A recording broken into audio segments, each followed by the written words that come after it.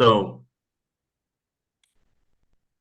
thank you very much for this opportunity. We are starting this year our smart discussions. We are going to have this year a very dynamic scheduling, especially because we are going to celebrate two important topics. One is the 50 years of democracy in Portugal.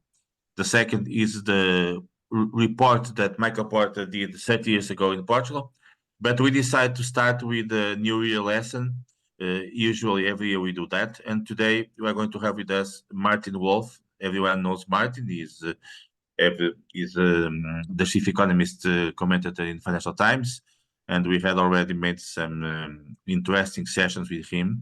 So the idea today is the following. Martin is going to open the discussion with a brief opening of 10 minutes, more or less.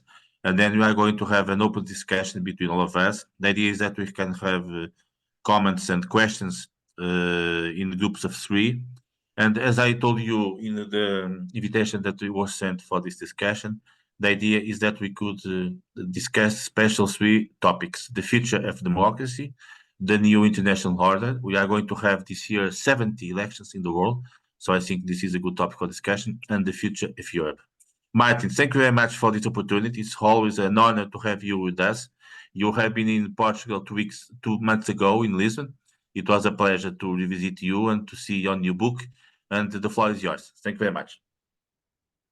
So thank you very much. I don't know whether my opening remarks are fully in line with your plan, but I think I will raise some important issues for our discussion.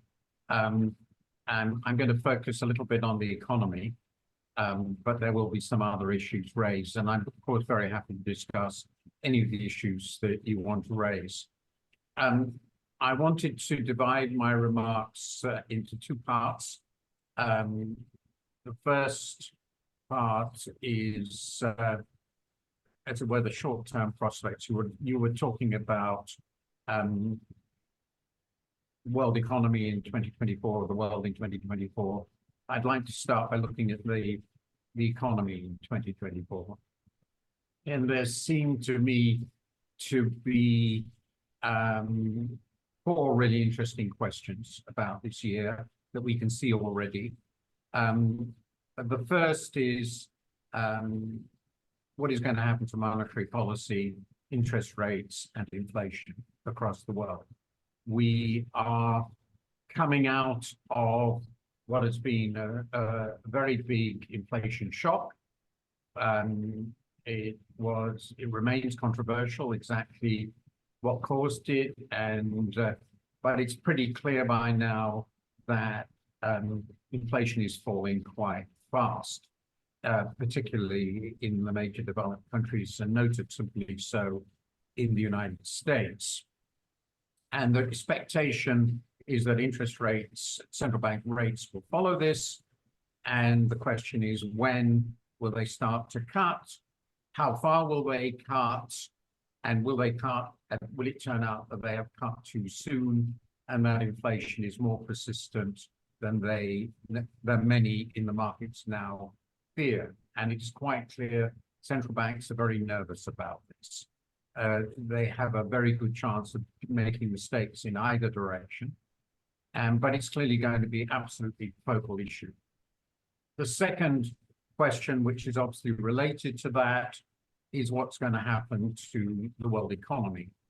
And I'm going to focus here particularly on the developed world, particularly North America and Europe. And the question is, will a recession be avoided? Or will the economies continue to surprise on the upside? There's no doubt that in the last year, the economies, particularly in the US, but not just in the US, have been more resilient than people expected, given the energy shocks, the other price shocks, and of course the monetary tightening. And there is a real issue whether the lagged effect of all these, and particularly of the monetary tightening, particularly as inflation falls, so real interest rates are beginning to rise very significantly, will turn out to have a much bigger negative effect on outputs than people now believe. People are generally pretty optimistic. And that's obviously a very big question. And I personally am a bit more pessimistic about Europe than I am about the United States. But that's the second big question. The third is what's big question, the economy in the near term, is which are going to be, what's going to happen to the big economies in the rest of the world. And I think the really interesting questions here are about China and India. I think it's a very reasonable bet, though of course India is vastly smaller than China still, that India will continue to grow pretty rapidly, about at least twice as fast as the world economy. And that it's pretty plausible that will continue, in my view, for a long time. China is a very big question. First, there's a very big debate now about how fast China is really growing. Are the figures they're giving us correct? And what sort of growth can we plausibly expect this year and the next? In truth, and there's an intense debate about this. My view tends to be that we are looking at somewhere between, in truth, 3 to 4% as the plausible estimate of growth rate, but it's highly uncertain. And finally, on the short-term issues, there's obviously the possibility of further shocks. We have two incomplete wars. Both of them have the potential to metastasize in dangerous ways. And of course, there are other significant stress points in the world system, which might create new shocks. And these shocks could not just be wars, but of course, financial and other areas of economics. So I think we have to be aware that we have a fragile world. Then in terms of longer term issues, the sort of big structural issues that are shaping the world economy, and I think the first, which fits with the opening, is the whole geopolitical environment. We have, as was mentioned, an extraordinarily large number of elections this year. The US election, it seems to me, of particular significance, possibly world transforming. And there are, of course, in addition to that, continued geopolitical stresses between the Western world, assuming it remains coherent, and the new bloc of its enemies, China, Russia, and Iran, which are a very unlikely trio in many ways, but nonetheless are united in their opposition to Western domination. And there is, of course, the very, very interesting question of the position of what is come to be called Global South, which is something I'm looking at for my next column. So geopolitics are a big set of issues. The second longer term issues, I think, concern the future of globalization. And I've just written a piece for the World Economic Forum special report, which will appear in a week or so on this. And there are lots of things that are happening here. At the moment, I would say the integrated world economy is in a fragile state of equilibrium. And the major economies above the US and China are trying to avoid a collapse. I think it's pretty clear that in the latter part of last year, they've been working very hard to avoid a collapse, but it's very fragile. And one of the most interesting things that has been going on very clearly is the withdrawal of foreign direct investment from the West into China. So while trade is still reasonably robust, actually, the investment integration is not. And the counter to that is clearly a very big effort by the countries I've mentioned and some of their other allies to diversify away from Western currencies, in particular from the dollar. So there are very powerful disintegration forces on the capital market side, both in terms of reserve holdings, in terms of foreign direct investment, and the financial flows more broadly. I have a chart accompanying the report that I just mentioned, which shows a dramatic decline in foreign direct investment and portfolio capital flows across the world. And that's a sort of canary in the mine for the future of globalization. The third question, which I think is really interesting, is the long-term future of real interest rates. So assume we get through the blip with inflation, higher interest rates, short and long term. Are we then going back to the near zero interest rate world, in the real interest rate world we had for such a long time from the financial crisis onwards? Or are we moving into a permanently higher interest rate world, both real and nominal, and how high? And I think you can tell a very good story which argues for either. It really seems to me quite uncertain. I can't see a world in which real interest rates get much higher than 2 or 3%. But I can see a world in which inflation gets higher and inflation risk premiums get higher, in which case nominal long-term rates would be quite high. But there's huge uncertainty here with great implications. And the final big long-term issue in economics is the future productivity growth. We've had a very, very disappointing decade in the after the financial crisis, up to and through the COVID crisis. And there is now some evidence of improving productivity growth, both in terms of technology and in terms of notably of US productivity growth. And it's a really interesting question whether that indicates that the world economy as a whole will be more dynamic than people fear. The general expectation from institutions like the IMF is the world economy has moved into a really low growth period. And there are very good reasons for that, demographic and others. But if productivity growth is really going to pick up strongly, particularly in the developed world, which still has huge weight in the world economy, that would change the prospects very significantly. I've spoken for, I think, about 10 minutes, and I've covered some pretty big issues. I haven't said more about the future of democracy than I said under geopolitics, but I think these are some of the issues you should be thinking about if we sort of trying to get some sense of where we might be going in the short term and what the longer term issues underlying the world economy are.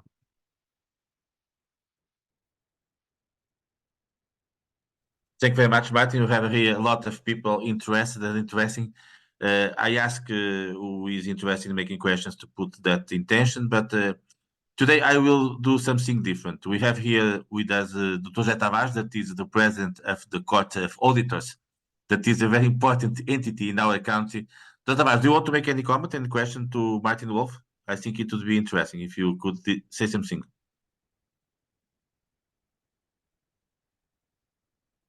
Did you hear? Well, I have a question. Good afternoon to everybody, and to Martin. Dr. José Roquette, okay. Dr. José Roquette, very good, okay. I pass, Dr. Tavares, sorry, because Dr. Roquette put the question, then I pass to you. Dr. Roquette, it's a pleasure to have you with us, please. Okay, yeah. I'm a subscriber of Economist for 30 years or so, so I read everything you write. And recently, you wrote that the Western liberal democracies were losing against autocracies. And in the final part of your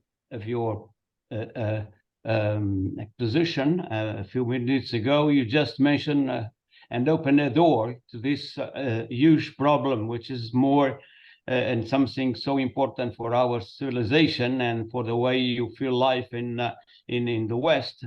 And can you tell us a little bit more about this theme? Martin, can we group three questions? You don't mind, or do you prefer to answer one by one? I'm very happy to. to deal with more than one question. Okay, okay. Dr. Zé Tavares, do you want to make any comment, please? It's a pleasure. Or any question, please? Thank you very much. Okay, thank you very much. First of all, I want to thank Martin Wolf for this rich introduction, very rich, and the topics of these the smart discussions are very important, including for the Court of Audits and the Supreme Audit institutions in general, the future of Europe, the future of democracy, the new national economic order. What I am seeing, even in my functions, is that even if we are in the 21st century, we see along the world a lot of attitudes in different countries against the structure of the democratic state of law.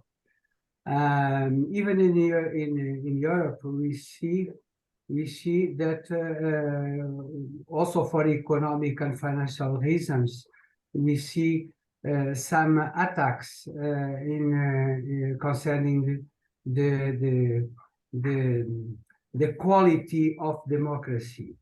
And I would like to ask Martin Wolf if he is aware of these aspects, and what do you think about the future, and above all, how to act, to manage these different aspects in order to build a democracy more solid, if I can say that. Thank you. Okay. But and look, one last question for this group. We have here Monica Ferro that is working in United Nations in the UK. She works in London, where you are also. So Monica, please make your comment or question. Thank you very much. Thank you, Jaime. Thank you for organizing another very interesting conversation. And I'm actually in Lisbon. I came for the diplomatic seminar, but it's true. I'm sitting in London. I work Yes. for the United Nations Population Fund, and Martin, I just wanted your views on the fact that we're going to have elections in plus than 60 countries this year. And I think that in almost all these electoral processes, 4 billion people being called to take their votes. And I think that in all those elections, the fault lines, the geopolitical struggles that you mentioned are going to be at play.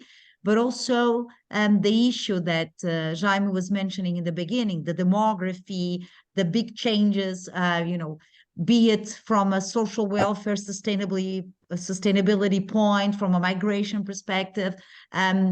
Can you help us to try to make some sense out of this? It's almost a cry of help. Thank you, Jaime. Okay, Martin, we have already 3 questions, please, and then we pass to another group, please. Well, I think these questions, if I understood them correctly, are all really come down to the same thing, which is what is the future of democracy, in particular, and of the global political order more broadly.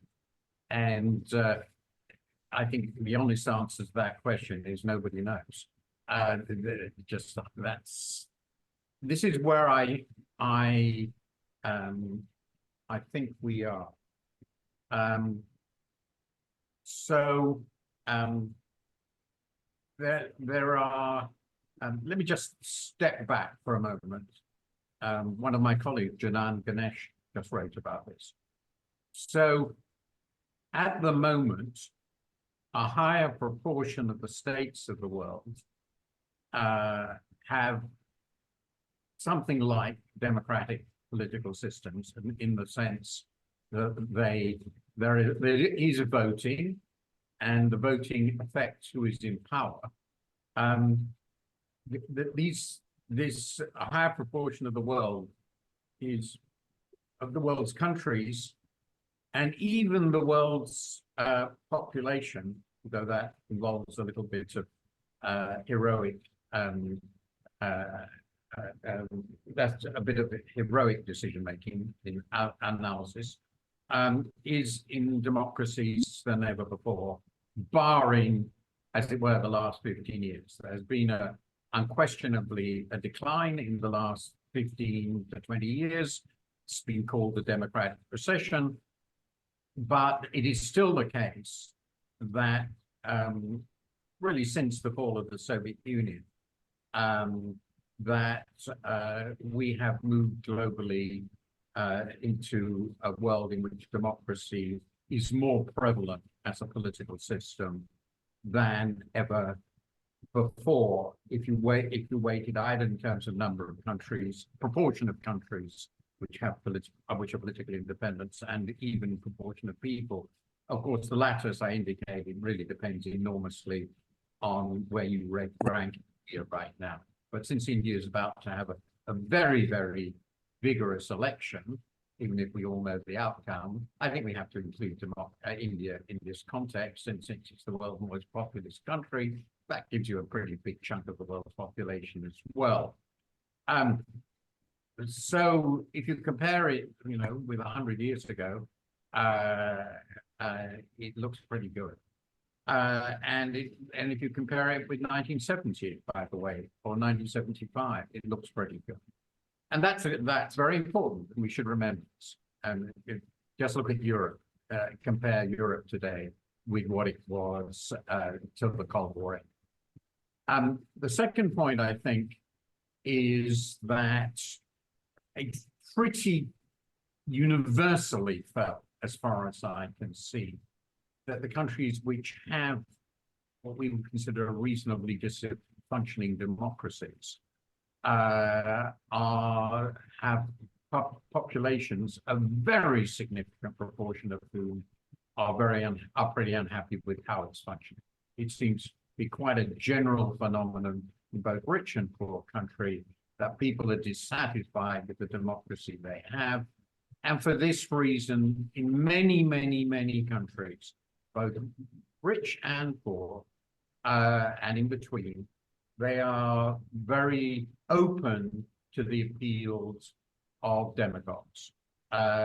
People who basically argue that the elites who are running the democratic system are corrupt and incompetent, and they should be rejected and replaced by basically the demagogue, the new leader, who will transform all this. So we see these sorts of demagogic leaders winning elections all over the world, mostly right-wing populists, but not entirely. Obrador is an obvious exception to that.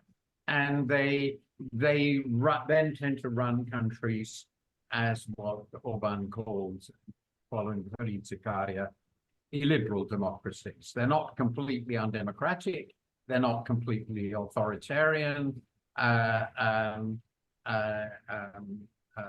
One of my friends, Guriev, Sergei Guriev, calls them spin dictatorships. Well, maybe that's a nice word. But anyway, we're getting an awful lot of populist politicians who are either in power or very close to it. And one, to me, it's a small country, but the fact that Geert Wilders, of all people, managed to get the largest vote in the Netherlands of all country, which is one of the longest standing republics in the world, is a rather remarkable event. And I could go through many other countries. So that's the second really big thing that's going on. And it isn't just true in developing countries. I mean, this is what Trump represents. It could well be a figure. I've already talked about the Netherlands. I'm not going to talk about Central and Eastern Europe because you all know about it, Slovakia and so forth. But look what might happen in France in the next presidential election. So this is a general phenomenon. And that's related to the third really important issue, which is we don't seem to have democracies which people feel confident in and about. And I've written a huge book on why. This mostly focused on the developed countries, and I cannot possibly summarize all that now, but at least I try and indicate what I think are some of the problems. I think, having finished the book 2 years ago, I now feel there are even more problems. here. The final point I would make, which is related to this, I think, is what I'm going to try and focus on in my next column, is that one of the things that's been going on within societies, but also across them, are profound. I won't talk about the obvious challenges, which the last question raised, the environment and all the rest of it. But one of the big things that's been happening is profound values divergences across the world in our societies. And these values divergences occur in terms of what people are most concerned about at the national level, what they really care about. What they're concerned about, as it were, at the social level in terms of social values and social upheavals that go along with these values. This creates huge internal stresses in many societies, both developed and developing countries, both developed and developing. These are being made worse by, as has been mentioned, the pressure of migration flows, which, by the way, are of course bigger on the whole in the developing world than in the developed world, and create lots of tensions.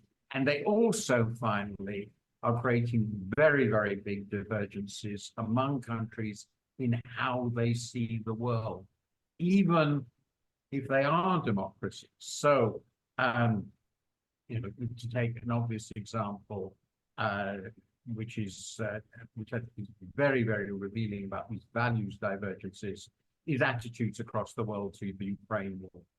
I've been looking at this today, and it's fascinating that countries that clearly are democracies, in significant respects, have democracies like India, like South Africa, and look at this, they feel quite well disposed towards Russia. They don't think the Ukraine has much to do with them. They don't really understand why we're concerned about this. And they are deeply suspicious of the Western democracies in their attitudes on questions like this. And this reflects, I think, quite profound values divergences, which are not the same thing as political institutional differences. They cut across autocracies and democracies within what I call the global South. So we shouldn't focus on, well, we must be very concerned about the future of our democracies. It is a mistake, I think, and the mistake the Americans in particular under Biden have been making, to think that what is going on in the world is just a big battle between autocracies and democracies. It's much more complicated than that. And we in the West have lost the support of developing countries for many other reasons. And the values divergences are part of that. And I would say also, I wrote about this, their very strong sense, quite legitimate sense, that the West has been very hypocritical in its attitudes to the world and very, very neglectful in helping them through the crises of the last 40 years. And that's this global credibility challenge to the Western world is, I think, just as significant as the challenge of the autocracies. Okay, Martin, we can pass now to a second group. I think it's interesting to pass to Europe, to the topics of Europe. We have with us Paul Sand, that is a very well-known expert on these topics. He worked for the European Parliament for lots of years. Paul, do you want to make any question to Martin before passing to other people, please? Well, your question is always in order, so I will do it. Yes, Paul, please. Okay, thank you once again for the invitation, and thank you, Martin, for the very interesting presentation. But I have a question which is also a provocation. And I want to ask you if you think that, in fact, the West should give up, abandon democracy as an idea, as an essential idea, as something that the West should struggle to defend and to impose, at least upon himself. Because at the end of the day, that's a little bit the idea that I had from your words, is that, well, we are losing the developing countries don't like the West anymore. In fact, well, they resent many things we did in the past. So what we should do is, well, I don't know, is becoming more like them, or we should defend our democracies as much as we can. In fact, they are in danger. And I still remember that I would like to ask a second question to ask you about something that Hamilton said in the Federalist Papers, in the 10th Federalist Papers, when he talks about the factions. And the point is democracy being, in fact, eroded by inside. I mean, from inside. The idea that we are talking about specifically political parties that became more factions than parties that really represent the general interests of the people, and that's what he said. I mean, almost 250 years ago.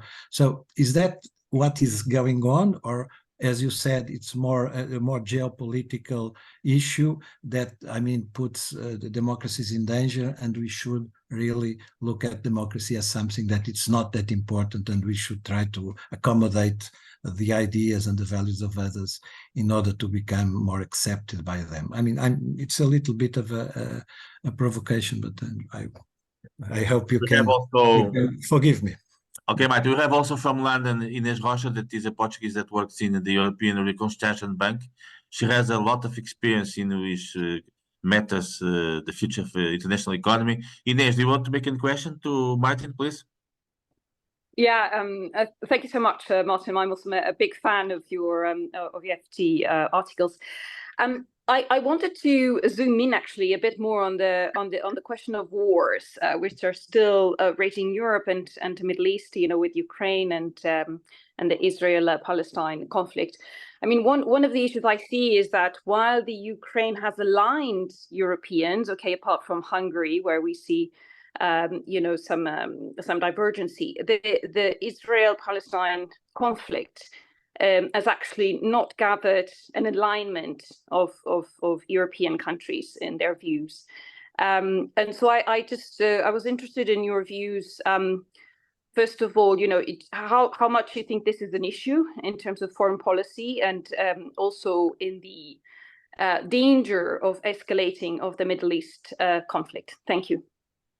In which matters Europe, we have also with us Fernando Ferreira Sousa, that has a long experience on these topics. Do you want to make any questions, Fernando, to Martin, please? Or any comments, please? Thank you. Thank you also for the presentation and for the invitation. I'd like to put two questions, very, very small questions. One takes in consideration your idea coming from your book, where you say that the election in the United States is a sort of election of a generation. The issue of that election can be the election of a generation, namely of our generation, yours, and the majority of the participants in this webinar. The question is, according to what you know at this moment, how would you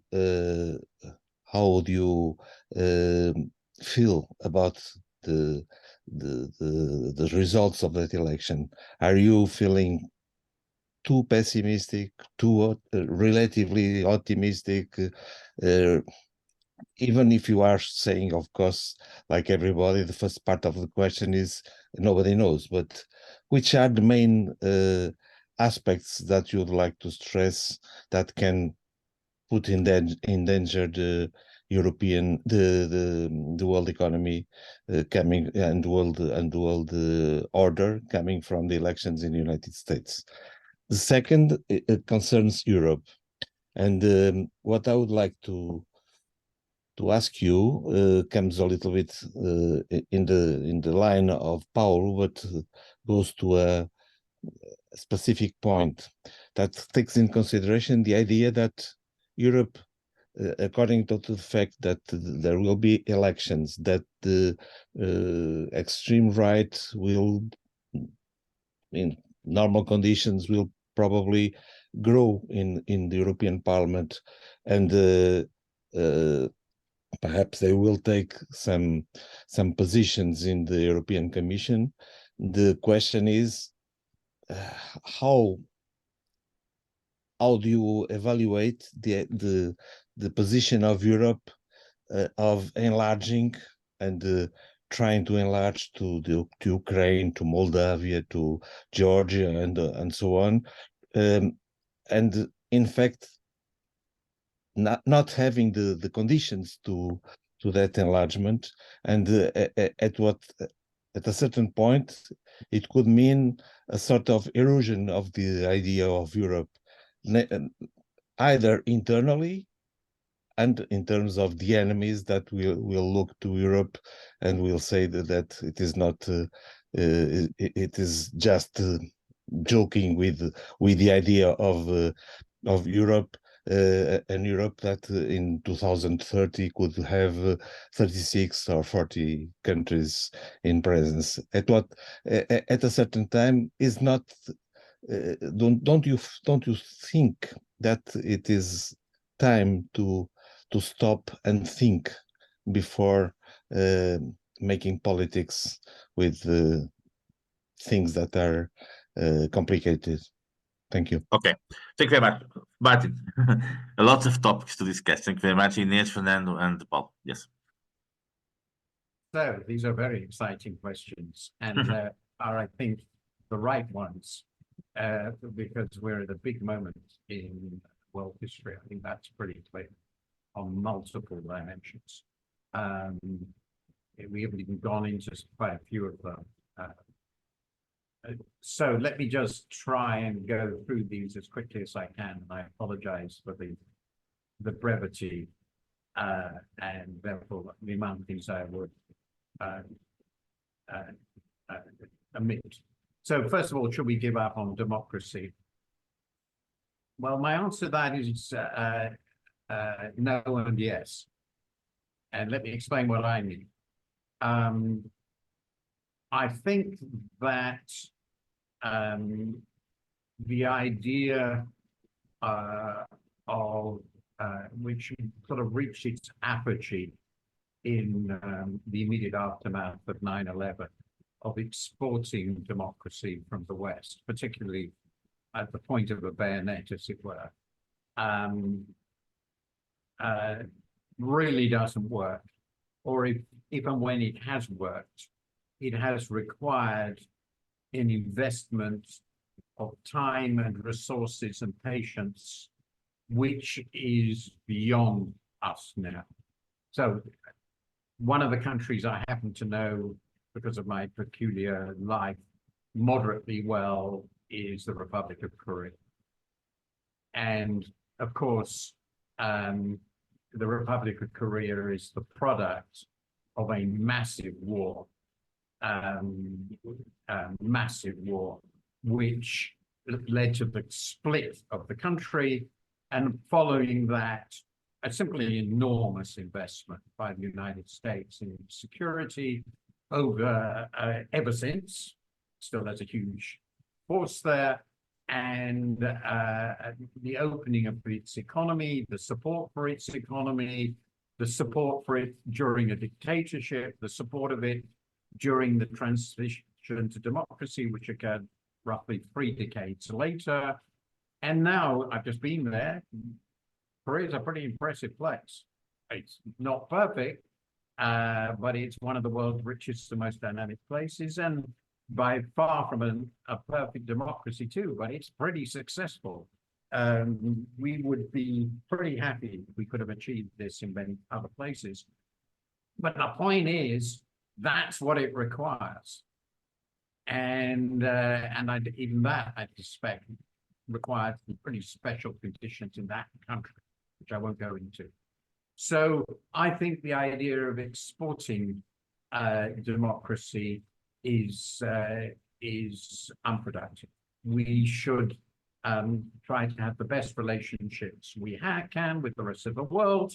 We should point out when I think extreme violations of fundamental moral norms are perfectly legitimate for us to point out. But we're not going to convert the whole world to our political system, particularly when, I'll come to that in a moment, we don't seem to be very happy with our own. So that's the no part of the answer.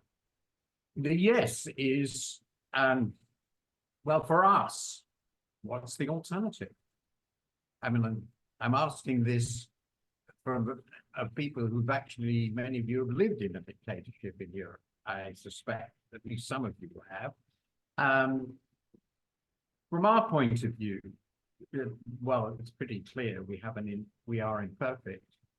As I pointed out in my book, on pretty well any criteria you mention, the welfare standards of the populations, the wealth of the populations, the level of trust in society. This all sounds very strange.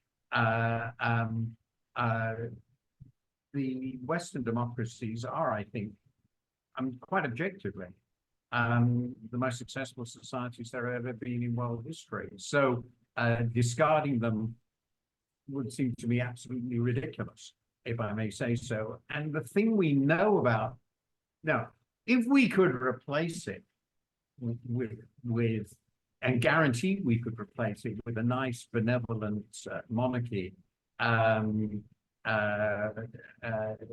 rather than by a fascist dictatorship, well, we could discuss it, but given where we start, the chances of the former are much smaller than the chances of the latter.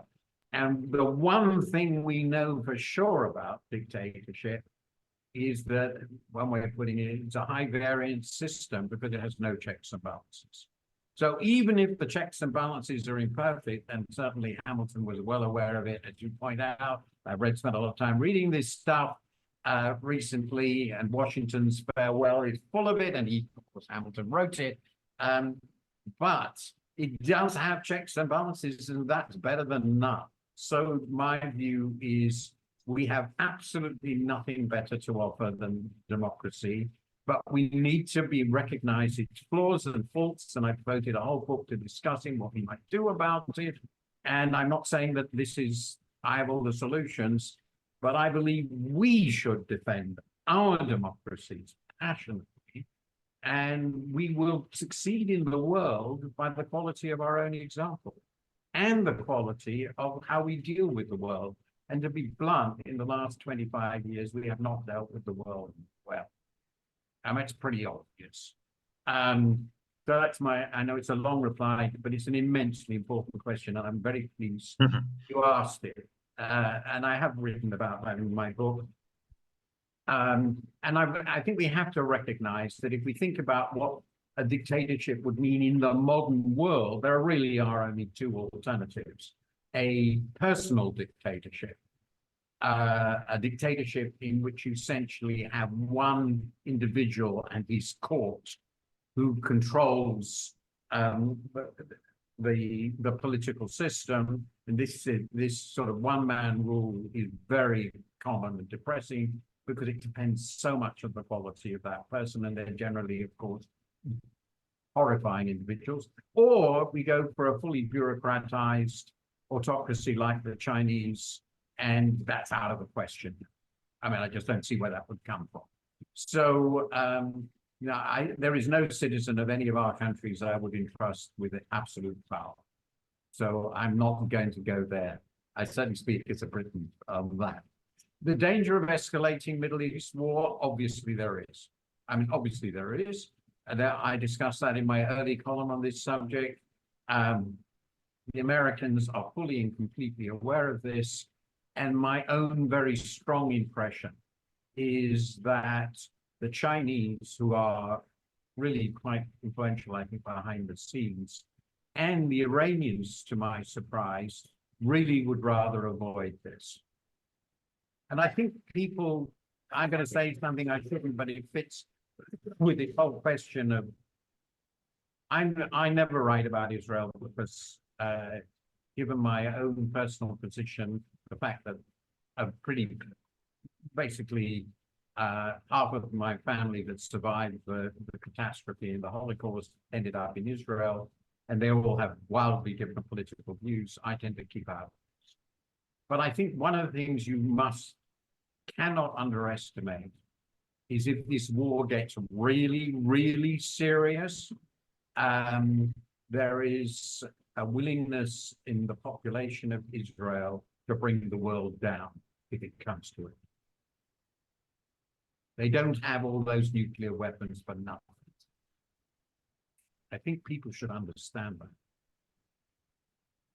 I would say something which I would never say normally. But I can tell you this, the Jews are not prepared to be the sacrificial victims of the world again.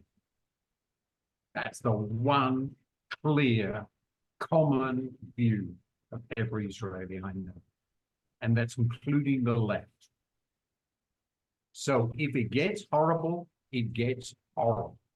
And I think people should fully understand this. Now, I don't think it's likely, and it's already horrific. I understand fully how horrific what we're seeing is.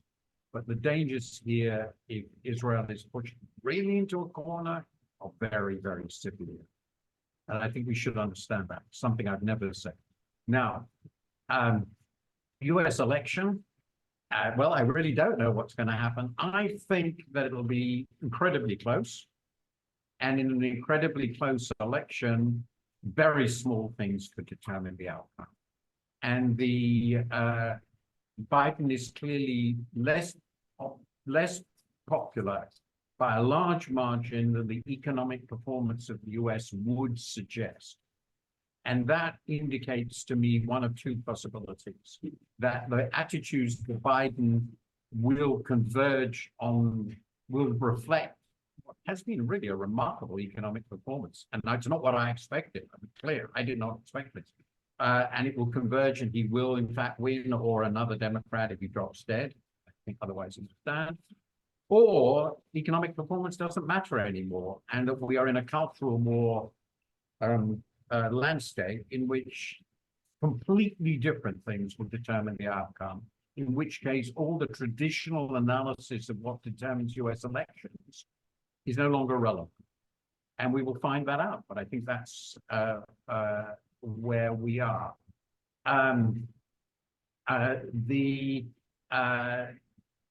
My instincts in these situations, I'm afraid, perhaps because of the background of my family, is to always assume the worst will happen.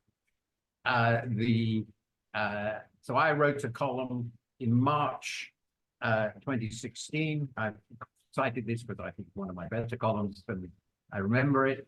And at that time, Trump wasn't even the candidate. He was very far from the candidate. And the title of this column was "Donald Trump is how great republics meet their end." So the point is, and I did think he was going to win. I thought Hillary was a terrible candidate, and I thought he was going to win. I knew it was going to be very close. So my feeling is that it really is open now. And a lot of things that we can't foresee might determine the outcome. And I'm not even getting into the question of whether Donald Trump will actually be able to run. I don't know. I suspect the legal cases won't be decisive. Finally, I think this question of the future of Europe, I'm desperately unhappy that we left the EU, but it does have the one great advantage that we're not involved in this staggeringly difficult question. It seems to me that the EU has got into the point where it has an existential question. If it wants to be a forum for managing the European continent widely defined, up to and include up to the borders of Russia, and manage that in what will unavoidably be a very messy and incoherent way because of the enormous divergences among the members, but still providing what I think of, as it were, of a larger version of the Holy Roman Empire. That's Okay. one possibility, if you like, which was better than nothing, but not much. Or it can be relatively effective as a smaller grouping of still sovereign, but really quite similar powers, quite coherent powers. And that, I think, opportunity has probably already been lost with the enlargements that have already happened, because that would have to be centered around Western Europe. And the final possibility is that somebody is prepared to make the leap and say, Europe of 40 countries has to be a proper federation. That would be an immense leap, and I don't see it happen. Those seem to me, however, conceptually the alternatives. And of these, the first seems to me where it's going. Whether, in other words, it will enlarge, the enlargement will create immense problems, particularly if Europe is incapable of turning itself to effective security power, because the United States, I think, will not be willing to underpin the security of the entire European continent, thus configured. So it will have to be done internally. And if it's an EU of 40 countries, as divergent as they are, I don't see, and run on the current lines, I don't see how the will to act together will effectively emerge. And that's what the Ukraine experience seems to me to show. So I do think that history has created a very, very profound identity and existential crisis for the European project. And in some obvious way, it was all perfectly obvious and nothing you could do about it. The EU, or the EEC as it once was itself a creature of the Cold War. And when the Cold War ended, something new had to be created. And in the 90s, people made the most heroic decisions about this, just as they did, of course, rightly in the 70s with the Iberian Peninsula. And it has, of course, created an immense challenge. And I don't know how it will be tackled. I really don't. Thanks, Martin. And we are going now to the final group of questions so that we can overuse the hour that we combined. Denise, you want to make a comment or a question, please? Very briefly, so that we can have other people, please. Okay, thank you. Jaime, thank you, Jaime, and thank you, Martin. A brilliant presentation. And I would like to ask Martin if you think that the lack of democracy is something cyclic, or if it derives from the distance of young people from politics and the distance of people who are bright but are not engaged in political parties. The distance of these two groups, does it contribute to the lack of democracy, to the lack of participation in electoral moments and other forms of participation? And do you think that the solution involves some solutions that take parties from the left and from the right in a more moderated cooperation? Is it possible? Is it a way out? Or the solution is something totally new, totally different, more open to society and not so closed in political parties? Or another solution that we are not figuring out, but you've already thought about it? Thank you very much. Okay, Denise, thank you very much. Mario Franco, do you want to make any question? You are also upsetting these topics of international relations, please. Thank you, Jaime.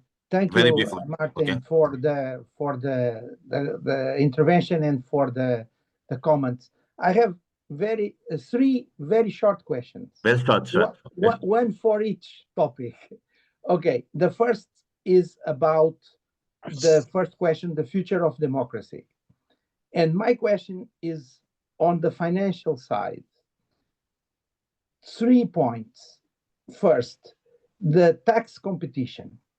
Countries like Netherlands, like Ireland, which make a very aggressive tax competition, offshores, and also the last point, the implementation of the 15% tax for the big companies, which seems to lagging behind the situation, and is not very clear if this is a real thing or something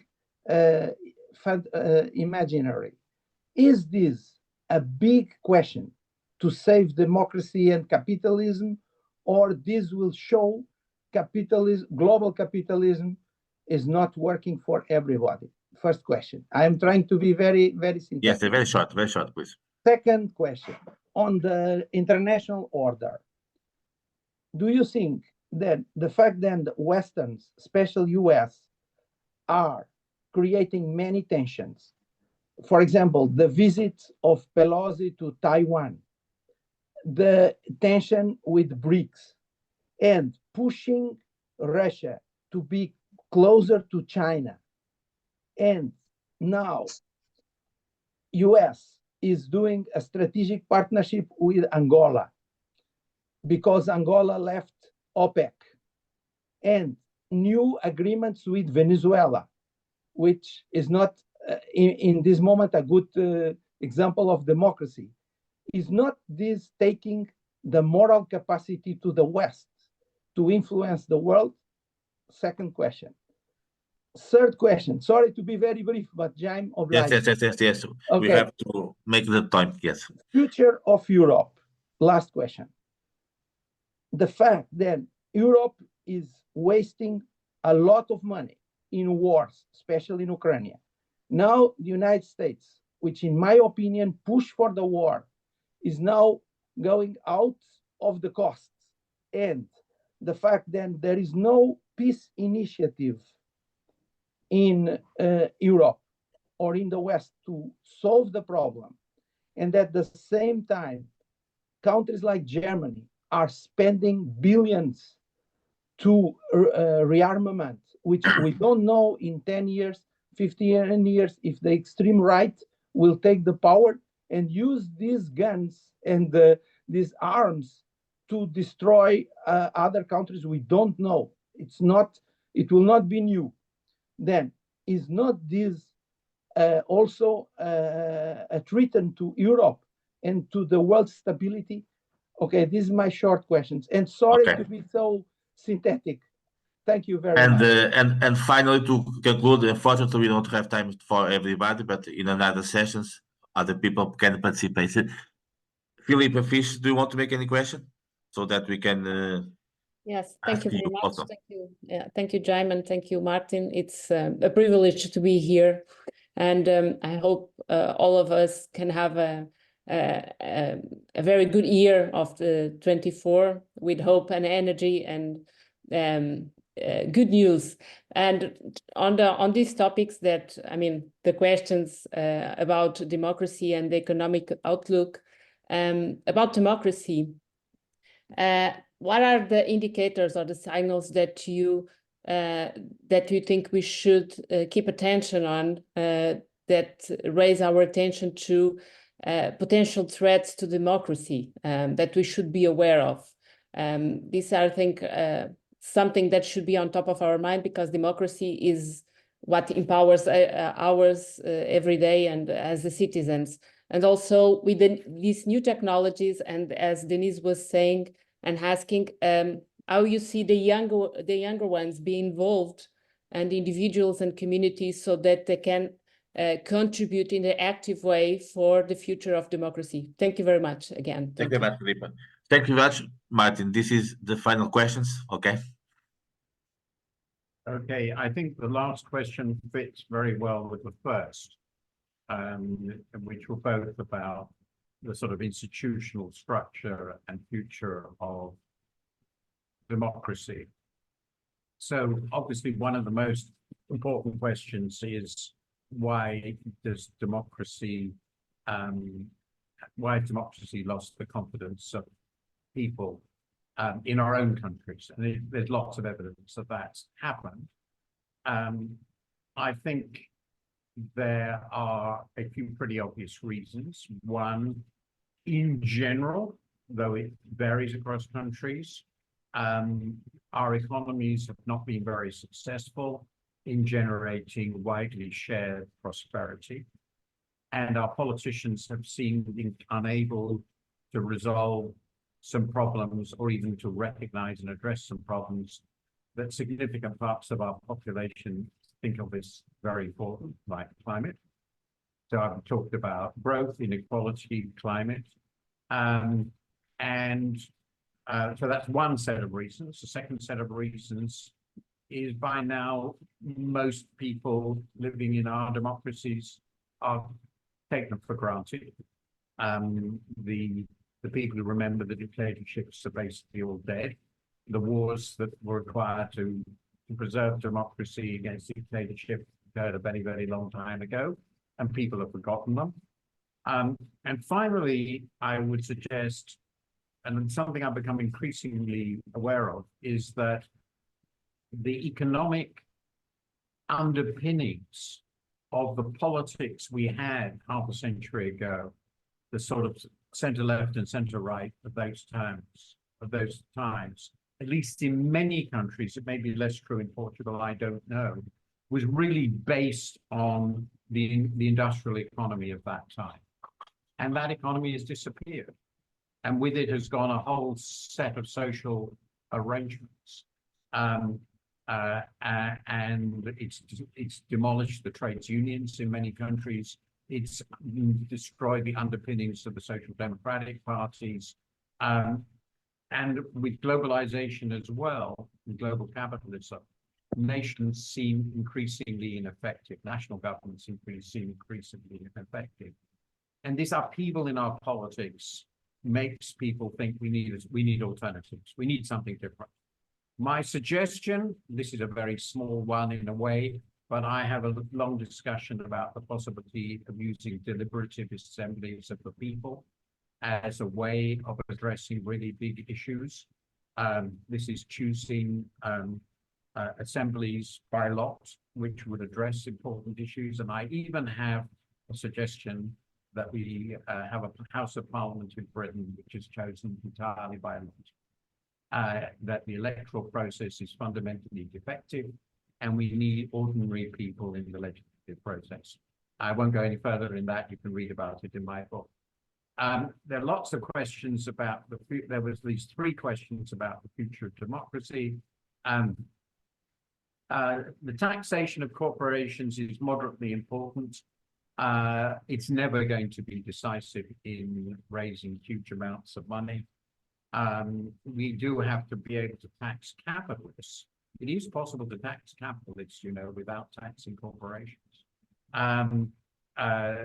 But the 15% is a very small step. That's clearly right. The second question, sub-question in this trio was, is the US always wise? I think it was essentially the question, Pelosi in Taiwan, all the rest of it. And the answer to that is no, the US is definitively not always wise. Nobody is always wise. All I would say is, having looked at all the rival great powers of the last 130 years, by which I mean essentially Germany, Japan, Russia, and now China, personally, I prefer the US, at least in its non-Trumpian version. And it did basically create the world order that we now have. And it has, on most criteria you would care to name, been the most successful world order in history. So I don't think we should just say, well, it'd be nice to get rid of the US. If only China and Russia ruled the world, that would be fine. I think that's very naive. And then the sort of Ukraine, Germany, all the rest of it, my view is that I don't know whether the war in Ukraine could have been avoided other than by just handing Ukraine over to Russia. But I regard, I'm afraid, Putin's Russia as a very, very dangerous neighbor. And I don't believe that giving him what he wants with the regime that he has created, which really is a horror, is going to make Europe more secure.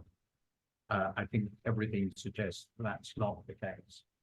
And while it is obviously possible that a rearmed Germany will turn its weaponry on its neighbors again, my own guess is that's a very low order of worry compared with the potential problems we might have in the long run if Ukraine is swallowed by Russia and we abandon it. And as I pointed out in debates I've had, the amount that we're investing in the Ukraine war is absolutely trivial in terms of resources, our resources. I mean, the US case, if I remember correctly, it's about 0.4% of GDP. There are no soldiers fighting there. This can be maintained from a resource point of view without any difficulty whatsoever. And it should be. If, however, a peace agreement can be agreed in which Putin accepts that Ukraine will be an independent country and we could give it guarantees of neutrality and independence, I certainly would not oppose that. That would seem to me very, very satisfactory. But giving up the war and basically telling Russia it can do whatever it likes would, I think, be extremely bad for the stability of Europe, particularly if the US is about to withdraw, which is not unlikely, and the Western Europe, which is basically disarmed, effectively disarmed, would have to survive on its own. So I do disagree somewhat with this perspective. Thank you very much. I better stop and have some dinner.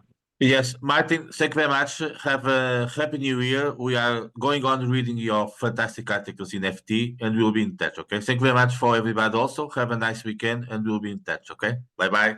Have a nice Thank weekend. you very much. Thank you. Thank you.